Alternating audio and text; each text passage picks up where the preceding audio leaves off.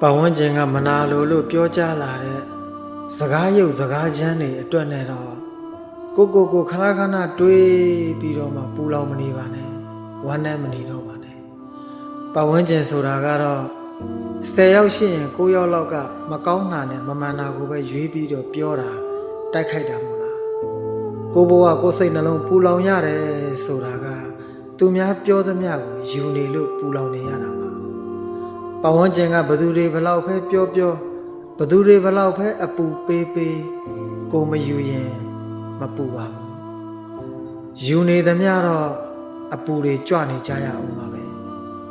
အယူတွေလျှော့နိုင်တဲ့နေ့ဟာအပူတွေပေါ့သွားတဲ့နေ့ပါပဲဒါကြောင့်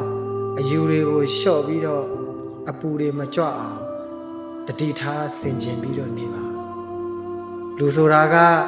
ကောင်းတာနဲ့မကောင်းတာမှာ